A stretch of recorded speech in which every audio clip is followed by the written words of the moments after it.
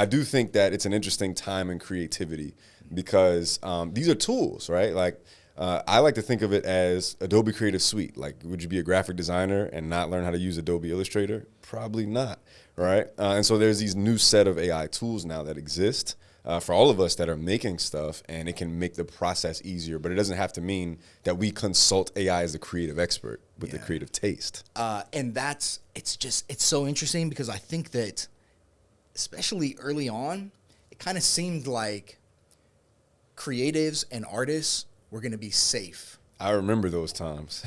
Because it was so bad at doing, even if you talk to people these days, they'll be like, oh, well, you know, AI, it can iterate on things that have already been created, but it's not really good at doing artistic and creative things on its own. And I don't think that that's true, right? You see with the VO3 stuff from Google, it can create like a new clip that has never been created before, and it's only going to keep getting better and better. Yeah, I mean, we're just in such an interesting time, though, man. Like, another interesting headline I saw recently: the Timbaland's music studio. He started this like AI music studio, and artists all over the world are like pissed about his approach to, I guess, like basically the next generation of music creation. Which I think, you know, again, gray area. I just worked on this 3D animated sci-fi short film.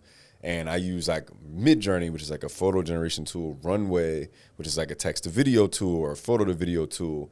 But when I release these kind of projects, people literally will bring me in to train them about using the tools, not because I have all these certifications, but because I'm clearly savvy in the use of the tool by nature of the product that I'm able to produce, you know? Totally agree. One of the videos that I made the other day, I had a software engineer who was in a leadership role make a video stitching my video and kind of saying like, yeah, you should be concerned about this sort of thing already. When they're looking to hire new developers, they aren't even considering people that haven't incorporated and integrated AI into their workflow.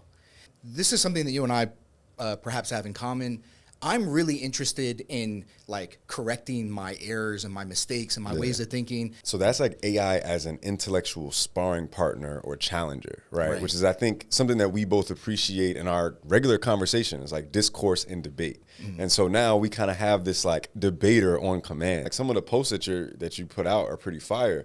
And I was like, it seems like you probably have AI in your workflow because the quantity of stuff that you're putting out. And you were like, yeah, it's a part of the workflow, but it's not the final output. Like AI helps me with like scaffolding some of my creative ideas, but like I always put my own creative sauce on top of that. I always write it in my own voice because it doesn't do that well. Oh yeah, it doesn't do that well at all. And I think everybody can tell when something that it has been just like written and like copy pasted, right, from AI. But somebody can tell when you're just going straight to it because it's not very creative. It's not very thoughtful. It doesn't, you can tell when you read it. It doesn't sound like a person wrote this.